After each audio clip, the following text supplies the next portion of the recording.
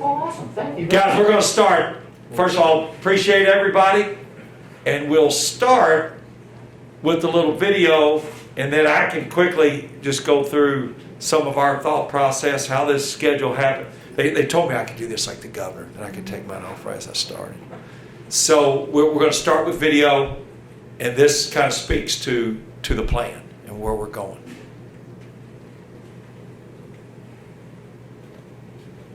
Hello to the Bellarmine Knights, President Donovan, Scott Davenport, and obviously my close friend, Coach Davenport. Just want to congratulate everybody on your recent move to Division I, and how excited I am to be able to be such good friends with Coach Davenport. Hopefully get you guys to Pauley Pavilion sooner rather than later, and having the Bellarmine Knights on our schedule here in Los Angeles. But I know it's a special time in Louisville for Bellarmine's transition to Division I. I'm well aware of the Bellarmine Knights, your history, your tradition, what a great university that you have, and your connection to my hometown of Cincinnati and Coach Davenport's many great players that he has brought to Bellarmine, and always rooting for the Knights, and really just want to say congratulations. It's got to be a very, very special time to be a Knight with everything going on your campus throughout the trying times that we're in. But I'm happy to be a part of today's presentation. I appreciate you, Coach Davenport, for including me, and look forward to seeing you guys soon, hopefully in Pauley Pavilion in sunny California.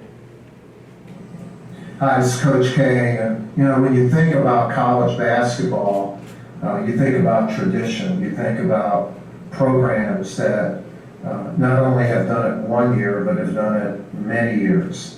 And that's why it's a program.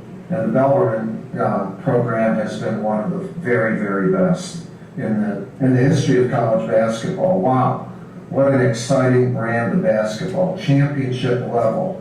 We've had the honor of playing against Bellarmine before they went to Division I. And it's a heck of a game, well coached. Scott, unbelievable, the job you're doing with them. And to bring that level of basketball now to Division I will make Division I better. So I want to congratulate you on an amazing job that you've done, but also want to congratulate you on taking that step, because you want to show what you can do at the highest level of college basketball, and tell everybody, better watch out, because it's going to be really good. Congratulations.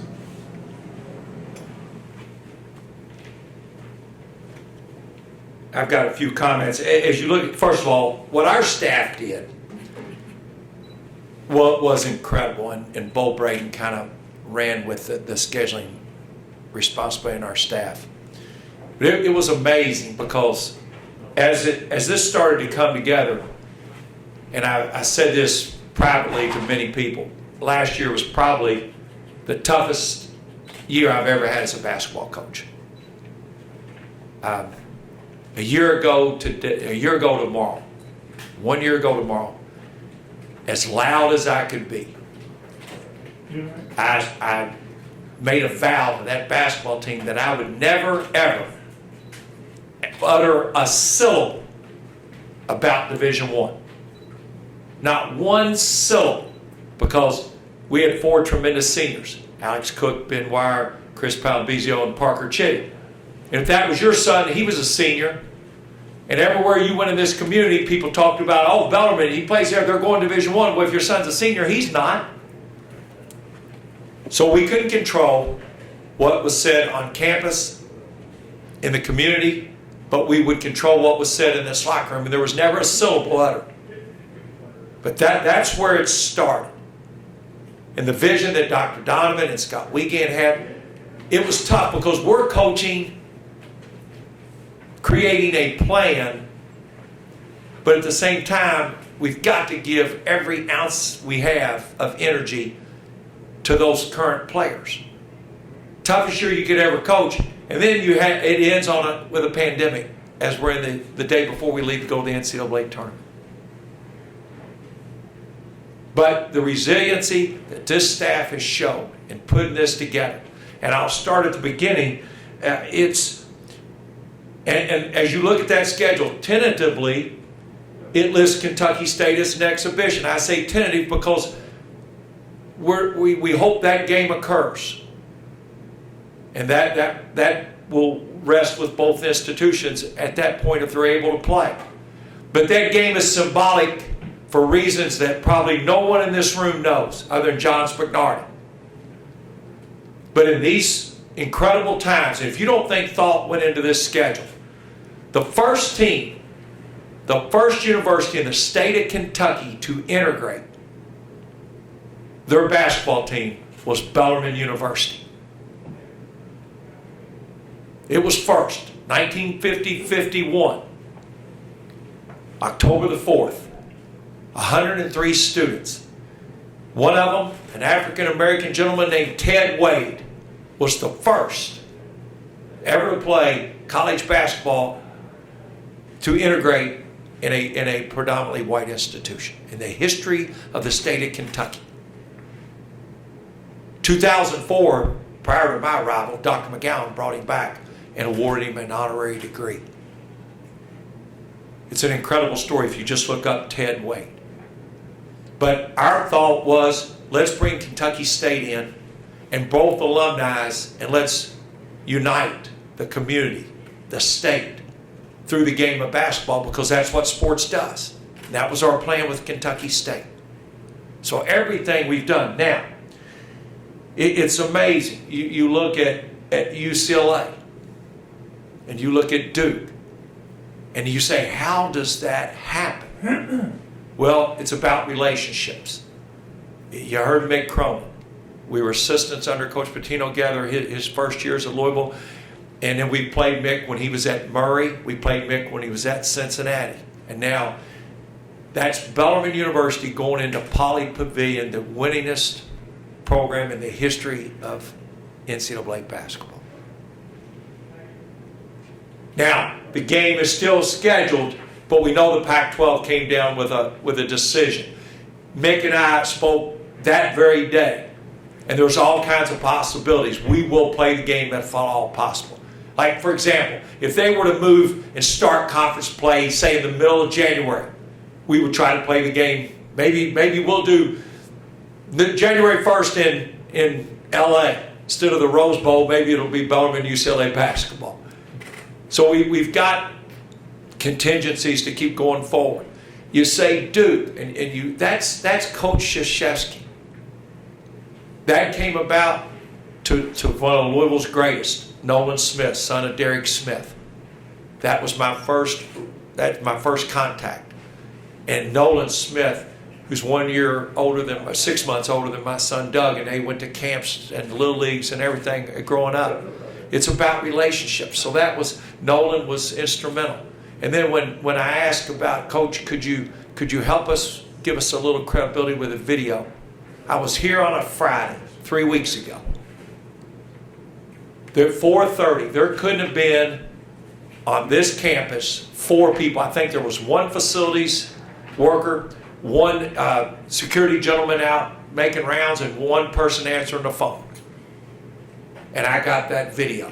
I was sitting in that office. And, you coached your whole life. That's Mike Krzyzewski. I cried for 30 minutes. Just kept playing it. So then, the following Sunday, I told our guys, heads up tonight, 9 o'clock, I'm going to send you something. And they went crazy. I mean, their response makes it all worthwhile. Gonzaga, among all the various preseason polls, anywhere top 7 or 8 in the country, along with UCLA, along with Duke. Well, if you go around the basketball circles, 20, 25 years ago, who was Gonzaga? They were Bellarmine. So now you're playing one of the preseason top teams in the country. And they have built their program through basketball and their brand. All this, was for a reason. A year ago, June, when Dr. Donovan made it official, we were well into our plan. that we had to have a plan, and we have to have components to make this plan work. You know, first and foremost, you got to have a great university. We've got that. That is well documented. Two, you have to have tradition. Leaving Division II, the 12 straight years we were in the NCAA tournament, it's the longest in the country. Third longest in the history of Division II basketball. 4 Final Fours, a national championship. Tradition's there. We had to have facilities. You're standing in it right now due to Dr. Lynn and Mrs. Lynn and what they did. Part of the plan. You have to have a community. If you're a college basketball player, Louisville, Kentucky is a great place to be. I would put it against any community in the country to be a college athlete. So now, what are you selling to recruits in your plan? Your institution, your tradition, your facilities, and you're selling where you're going to be a college athlete. Louisville, Kentucky is second to none. How does that affect us currently? Well, we've never altered the one single thing since day one. I took this job 15 years ago. You put your players first. Nothing's changed. And that's why that was the thought process in this schedule. Recruiting, the impact on it is incredible, because the commitment we have and the response we've had from other recruits has been incredible from the standpoint it's like they're serious. They do have a plan, and they've got a vision on what they're going to do. So it's instant credibility.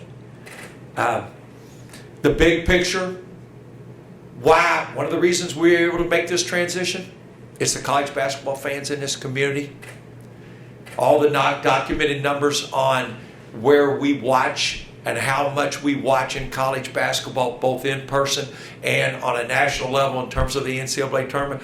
Oh, I think it's 17 straight years that Louisville's been the number one TV market. Well, I mean, if I was a conference, I'd want to be in Louisville, Kentucky also. But the fans are a key part of the plan, and with that, this whole city takes part of that, as well as the Bellarmine alumni. That now you reach out, and it's different. It was such a part of a plan. It's ironic, and I know we got media here, but there was an essay written on a Monday in March of 2011 by Terry Miners. And he wrote the essay that he was riding down this was a key component of the plan. He was riding down River Road on a long bike ride on that Saturday afternoon. He was listening to the Bellarmine BYU Hawaii game. And he said, wow, they're going to win the national championship. And he pulls into establishment right there on River Road into Cunningham's, I'll tell you, to catch the last minute of the game. Well, it's the second round of the Division I tournament. So how's that place on that Saturday afternoon? It's dominated with Kentucky and Louisville fans, all red and all blue. He wrote an essay on Monday. They were all for Bellarmine. So as we know, as this town's divided, you go into a workplace and you got guys in a cubicle or guys at the water cooler, and they're arguing over a recruit from Kentucky or a bad call at Louisville or whatever it is. And then that night, they both go to a Bellarmine game and be high-five. Another part of the plan. The reception that we've received and the cooperation from the Atlantic Sun, from the A-Sun Conference, I'll bear it and let you know it now. When Dr. Donovan made that announcement last June 19th of 2019, in 90 minutes, I had our conference schedule. I already had it. Now, it had to be altered when New Jersey Institute of Technology left the league. But they have been so great, and we're appreciative of that. Before I take questions, I want to get to one thing that is very serious, on a serious note. I don't think I can put into words and thank Mick and Coach Krzyzewski, our staff, and John Spagnardi and Scott, what all it's taken to do this. But believe me, the journey to get to stand before you right now, it's worth it when you see the reaction of your players. the enthusiasm of these players. By the way, all you guys, we're going to go live tomorrow morning at 7 with a full board practice. I expect Kent Taylor to be leading the charge in here, probably set up 6:15, ready to go. No, it makes everything you do worthwhile when you put those players first. Before I take any questions, I want to say something. I know personally my thoughts and prayers. It was just released a little while ago that A.W. Hamilton, the head coach at Eastern Kentucky, is battling cancer. And, you know, he's undergone surgery and he's in a battle, and I'm sure for all coaches, we got thoughts and prayers for A.W. I saw him play when he was playing at Scott County under Billy Hicks, and he's a credit to the game, so let's hope he's okay. Gary, anybody got anything they need to ask? Well, Scott, I know you are excited about the schedule, but seeing some of these teams you play, do you also expect to lose a little bit of sleep moving forward? It's part of the plan. We will not, our program won't be any different. We will prepare the same way. You know, we will play the same way. Obviously, the competition is the best in the world of college basketball. It is the best. And recruiting is different. You're still recruiting the same type Bellarmine players. You just recruit again, your competition that you recruit against is much different, without a doubt. But we're still trying to recruit the Bellarmine players. And the reason we're standing here right now, the best recruiters in this program, from day one, it's been our players. Number one reason for our success, the reason we're standing here today, it's our players.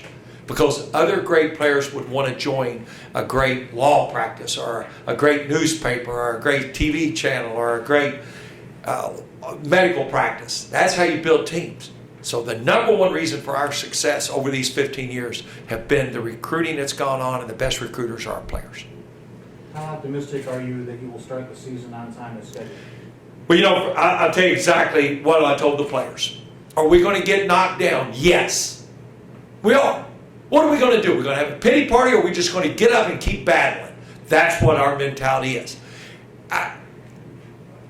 I fluctuate. Some days I think it's an absolute, I'm like everybody else. I follow it. It's going to happen. We're there. And then there's other days we get knocked down. But as soon as you get knocked down, you have to get up and battle.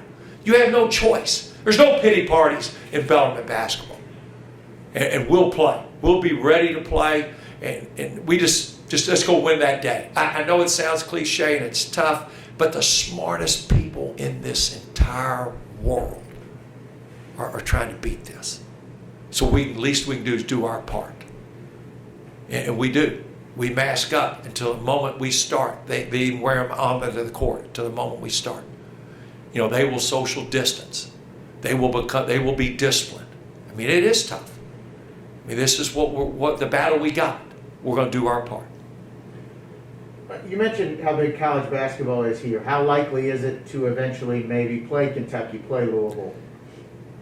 Well, we've tried. I mean, obviously we would. We're right here. It's the greatest college basketball community in the world. And, you know, Dwayne Peavy, and I wish him the best. He was incredible. Jimmy Dan Connor, one of the all-time UK greats, helped us immensely. And we were very far along, and then their game got moved. Their game with Michigan got moved from London to Ann Arbor, and the dates kind of fluctuated. That will keep going. You know, the Louisville game speaks for itself on three levels. One, it means the world to our players.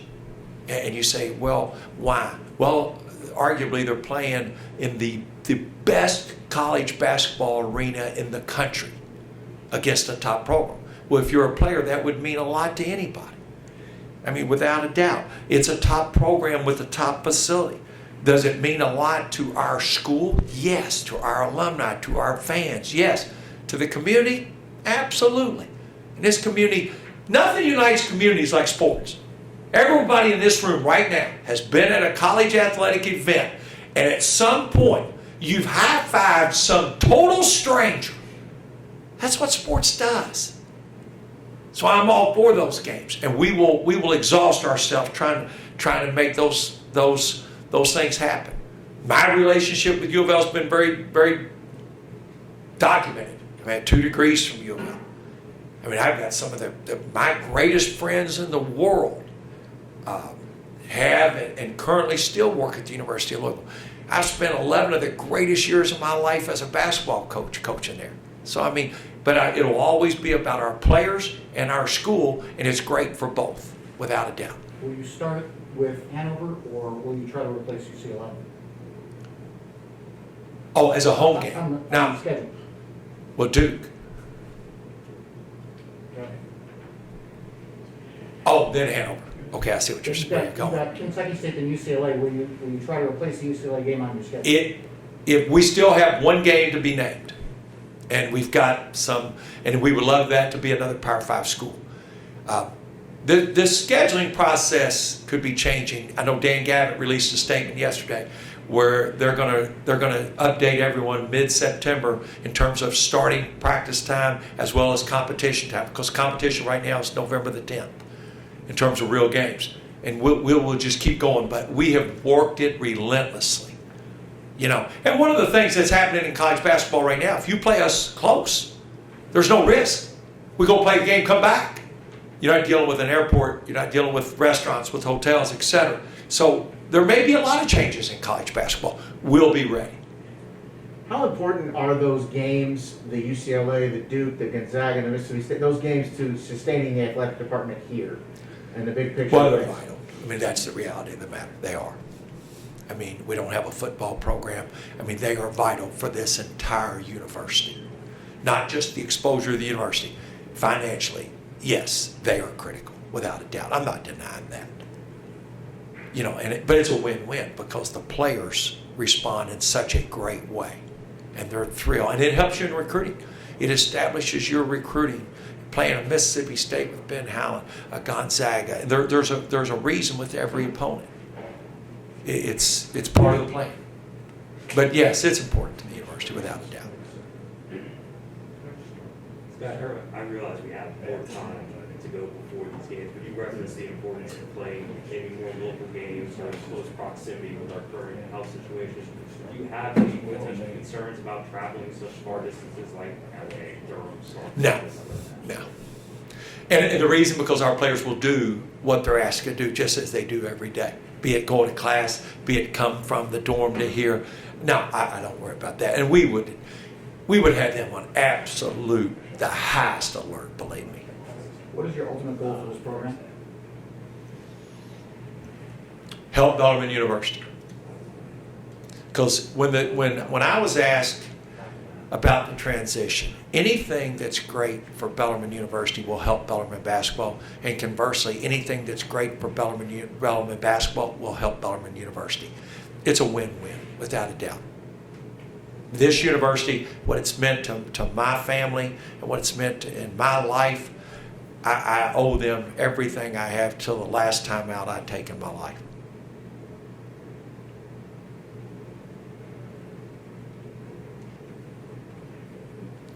Everybody good? Good. Scooter, can you put the schedule back? We've got, guys, I've got Justin Betts, Pedro Bradshaw, Alec Preem, and Dylan Penn. I didn't see you. And Dylan Penn, they're all here. If you want to ask any players, they're all four of these guys are here too. They'll be happy to work with you. All right. Thank you, guys. Thank you.